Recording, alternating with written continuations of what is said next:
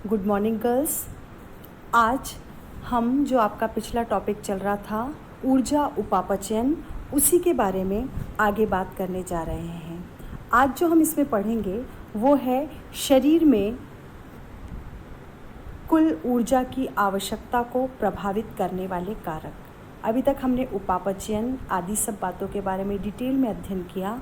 अब जो हम पढ़ने जा रहे हैं उसके अंदर है शरीर में कुल ऊर्जा की आवश्यकता को कौन कौन से ऐसे कारण हैं जो कि प्रभावित करते हैं। सबसे पहला कारण है उम्र एवं शारीरिक वृद्धि। उम्र तथा शारीरिक वृद्धि का आपस में घनिष्ठ संबंध है, अतः इसे अलग करके नहीं देखा जा सकता, क्योंकि उम्र बढ़ने के साथ साथ ही शारीरिक वृद्धि भी घटती बढ़ती है। शैशवावस्था, बाल्यावस्था एवं किशोरावस्था में शारीरिक वृद्धि तीव्रता से होती है। इस कारण इस अवस्था में उन्हें अधिक ऊर्जा की आवश्यकता होती है, अतः यह एक ऐसा कारण है जो कि ऊर्जा की आवश्यकता को प्रभावित करता है।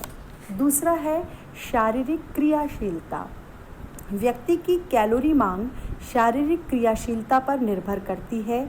मनुष्य को जीवन यापन करने के लिए अपने जीवन में कुछ न कुछ व्यवसाय को अवश्य ही चुनना पड़ता है। हल्के कार्य करने वाले व्यक्ति को कम ऊर्जा की आवश्यकता होती है, जबकि अधिक कार्य या कठिन परिश्रम करने वाले व्यक्ति को अधिक ऊर्जा की आवश्यकता होती है। एक मजदूर और एक शिक्षक से अधिक ऊर्जा आवश्यकता होती है उसे। इस तरह से अगर हम देखें तो शारीरिक क्रियाशीलता के आधार पर हम व्यक्तियों को 3 भागों में बांट सकते हैं। एक वो जो कि कम क्रियाशील है, दूसरा मध्यम क्रियाशील और तीसरा है अधिक क्रियाशील व्यक्ति। इनकी क्रियाशीलता के आधार पर ही इनकी शारीरिक ऊर्जा की मांग निर्भर करती है, इसलिए शारीरिक क्रियाशीलता बहुत ज़्यादा ऊर्जा की आवश्यकता को प्रभावित करती है। अगला और तीसरा बिंदु है मांसपेशियों की क्रियाशीलता। व्यक्ति के शरीर में कुल ऊर्जा मांग मांसपेशियों की क्रियाशीलता पर भी निर्भर करती है। बसर्किक के अनुसार बैठे रहने की स्थिति में लेटे रहने की अपेक्षा अधिक शक्ति व्यय होती है। बैठकर पढ़ने की अपेक्षा खड़ा होकर पढ़ने में अधिक ऊर्जा की आवश्यकता होती है। खड़े होने से ज़्यादा ऊर्जा पैदल पर व्यय होती है, जबकि दौड़ने पर उससे अधिक ऊर्जा लगती है। इसका मतलब कारण स्पष्ट है कि प्रत्येक मांसपेशियों को कार्य करने के लिए कुछ न कुछ मात्रा में ऊर्जा की आवश्यकता होती है, और ये एक बहुत मुख्य बिंदु है। बाह्य क्रियाओं के कारण होने वाले शक्ति व्यय इन कारणों पर निर्भर करती है, जैसे कार्य का प्रकार, शरीर का आकार, कार्यों की तीव्रता, कार्य करने की दक्षता। यानी मांसपेशियों की क्रियाशीलता से शक्ति व्यय किस किस प्रकार से होगा वो इन बातों पर निर्भर करता है। अगला बिंदु है गर्भावस्था एवं दुग्धपान की अवस्था। गर्भकाल में के दौरान शरीर में ऊर्जा मांग बढ़ जाती है, क्योंकि गर्भवती स्त्री के गर्भ में शिशु का विकास हो रहा होता है। गर्भस्थ शिशु माता के शरीर से भोजन एवं सभी प्रकार के पौष्टिक तत्वों को ग्रहण करता है। ठीक इसी प्रकार दुग्ध स्राव की अवस्था में भी बालक टोटल अपनी मदर के दूध पर डिपेंड करता है। इस अवस्था में भी जो कैलोरी का या ऊर्जा का व्यय है वो बहुत ज़्यादा निर्भर करता है कि बच्चा जो कंज्यूम करेगा उसके कारण उसकी ऊर्जा की मांग जो होती है वो बढ़ जाती है। इसलिए धात्री माता को दुग्ध स्राव के लिए अधिक मात्रा में ऊर्जा की आवश्यकता होती है। यदि गर्भवती स्त्री की तुलना में इसे प्रतिदिन धात्री माता को 700 किलो कैलोरी की ऊर्जा की आवश्यकता अधिक होती है। यानी ये विशिष्ट अवस्थाएं हैं दोनों महिला के लिए। ऐसी अवस्था में उनकी ऊर्जा की मांग बढ़ जाती है। 5वां बिंदु है जलवायु। शरीर में ऊर्जा की आवश्यकता मौसम पर भी निर्भर करती है। सर्द मौसम में ऊर्जा की मांग बढ़ जाती है, जबकि गर्म मौसम में ऊर्जा की मांग घट जाती है। अगला बिंदु है शारीरिक स्वास्थ्य। शरीर में ऊर्जा की आवश्यकता शारीरिक स्वास्थ्य पर भी निर्भर करती है। बुखार की स्थिति में शरीर में ऊर्जा की मांग बढ़ जाती है, क्योंकि 1 डिग्री फ़ारेनहाइट तापमान बढ़ने पर 7% BMR बढ़ जाता है। परंतु वे रोग जिसमें बुखार नहीं है तब ऊर्जा की मांग नहीं बढ़ती, जैसे मधुमेह, डायबिटीज़ आदि। उपरोक्त स्थिति में केवल आंतरिक क्रियाओं को संपन्न करने के लिए तथा अत्यंत हल्का कार्य करने के लिए ऊर्जा की आवश्यकता होती है, जैसे उठना, बैठना, चलना, धीरे धीरे अन्य कार्य करना आदि। यानी बुखार की स्थिति में शरीर में ऊर्जा की मांग बढ़ जाती है। अगला बिंदु है लिंग भेद। लिंग के अंतर के कारण भी शरीर में ऊर्जा प्रभावित होती है। किशोरावस्था में जब लड़के और लड़कियों में यौन परिवर्तन प्रारंभ हो जाता है तब ऊर्जा की मांग में अंतर आ जाता है। किशोर किशोरियों की अपेक्षा अधिक क्रियाशील होते हैं, साथ ही उनकी शारीरिक संरचना, आकृति एवं आकार में भी अंतर होता है।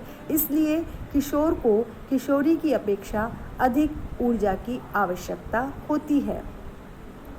अगला है विशिष्ट गत्यात्मक क्रियाएं। भोजन ग्रहण करने से हमें ऊर्जा मिलती है, जिससे हम विभिन्न क्रियाकलापों को संपन्न करते हैं। भोजन के बाद उत्पन्न होने वाली ऊष्मा के उत्पादन को ही विशिष्ट गत्यात्मक क्रियाएं कहते हैं। यह भी ऊर्जा के व्यय को प्रभावित करती है। अगला और अंतिम बिंदु है आधारीय उपापचयन। आधारीय उपापचयन को हम इस तरह से परिभाषित कर सकते हैं। आधारीय चयापचय पूर्ण शारीरिक एवं मानसिक विश्राम की स्थिति में एक व्यक्ति के शरीर में अनैच्छिक क्रियाओं को तथा शरीर ताप के नियमन में जितनी मात्रा में ऊर्जा व्यय होती है उसे आधारीय चयापचयन कहते हैं। देखिए, इस बात को स्पष्ट तरह से हम इस तरह समझ सकते हैं कि 2 प्रकार की क्रियाएं हम पहले पढ़ चुके हैं। एक तो वो क्रियाएं जो कि हम अपनी इच्छा से करते हैं, उन्हें हम ऐच्छिक क्रियाएं कहते हैं।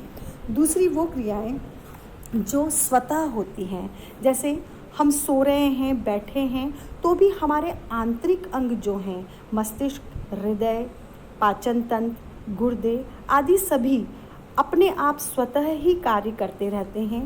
कार्य करने के लिए निश्चित रूप से उनको भी ऊर्जा की आवश्यकता होती है और वो उनके लिए जो ऊर्जा का व्यय होता है उसी को आधारीय उपापचयन कहते हैं। और इसलिए आधारीय उपापचयन पर भी ऊर्जा की आवश्यकता निर्भर करती है। नेक्स्ट हम देखते हैं, ऊर्जा की अगर अधिकता है, शरीर के अंदर अगर ऊर्जा की अधिकता है तो उसका हमारे शरीर पर क्या प्रभाव पड़ता है। सबसे पहला है वजन का बढ़ना। आवश्यकता से अधिक कैलोरी ग्रहण की जाने पर शरीर का वजन बढ़ने लगता है, क्योंकि ऊर्जा का नाश नहीं हो पाता। आवश्यकता से अधिक ऊर्जा मांसपेशियों में वसीय ऊतकों के रूप में जमा हो जाती है, जिससे मोटापा बढ़ जाता है। दूसरा कारण क्या है? मोटापा। वजन बढ़ने से मोटापा बढ़ता है। मोटापा स्वयं में एक बीमारी है तथा अन्य कई भयंकर बीमारियों को जन्म देती है, जैसे डायबिटीज़ यानी मधुमेह, उच्च रक्तचाप, हृदय रोग, गुर्दे का रोग आदि। अगला है क्रियाशीलता। मोटापे की स्थिति में व्यक्ति की क्रियाशीलता कम हो जाती है, परिणामतः उसकी कार्यक्षमता में भी कमी आ जाती है। शरीर की चुस्ती फुर्ती भी गायब हो जाती है। व्यक्ति आलसी और सुस्त हो जाता है। वह ज़्यादा दूर तक नहीं चल सकता, सीढ़ी आदि चढ़ने में भी हांफता है। अतः मोटापा कई बीमारियों को आमंत्रित करता है।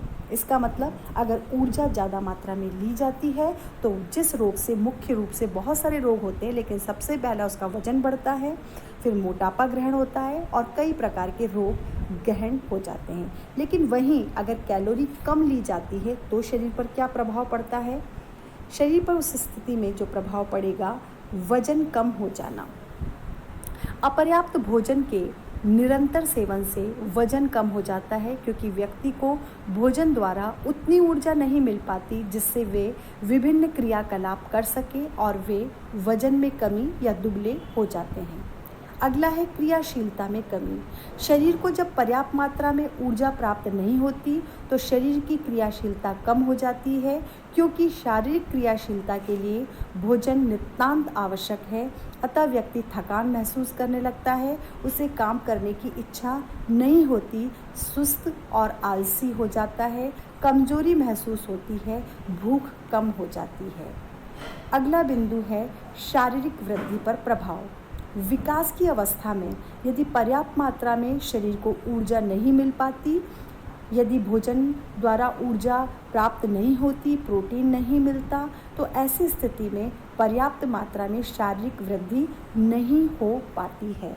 तो हमने आज ये देखा कि शरीर में कुल ऊर्जा की आवश्यकता को प्रभावित करने वाले कारक कौन कौन से थे, साथ ही ऊर्जा की अगर अधिकता होती है शरीर में तो क्या प्रभाव होता है, और कैलोरी की मात्रा या ऊर्जा की मात्रा कम होती है, उस स्थिति में शरीर को कौन सी परेशानियों का सामना करना पड़ता है।